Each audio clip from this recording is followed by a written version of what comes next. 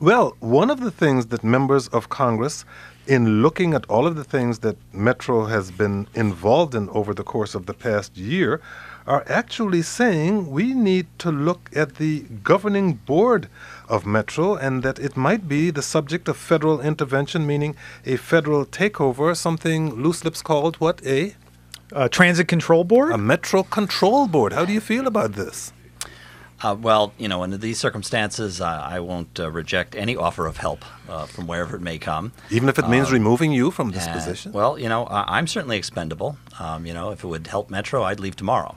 If it would help Metro to, change the way it was governed, then fine.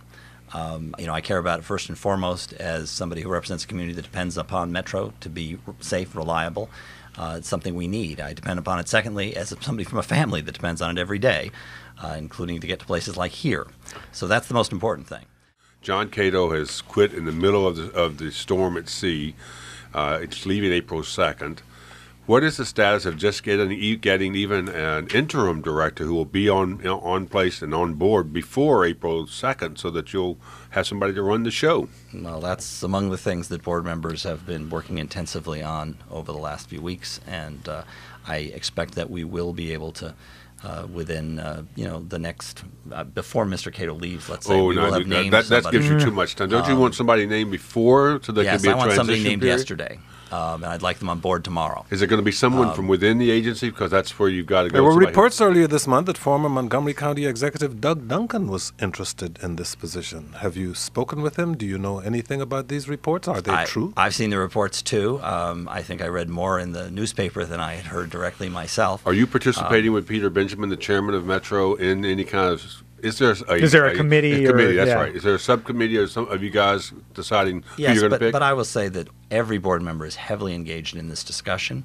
It is active, is ongoing. We are looking wide. We're looking wide, both in terms of the interim situation and the long-term situation. We are discussing in the context of that what really needs to be done long-term. Do we need to think about the way management is structured? Do we have to take a bigger view than you normally might take in a transit agency? You told us on this program last fall that if John Catoe... There's that institutional memory again. He was on this program. And said you told us on this program that if John Catoe were not renewed here by the board when you were doing the 3-year contract, that he would be, I think you said snapped up.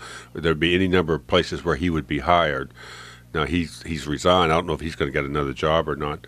But is it difficult, or is this a job that a transit manager would lust after because of all the challenges, or is it you're going to have to drag someone into the office? Well, I don't think you can drag someone. So you really do have to find someone who wants a big challenge and recognizes that that's what this is.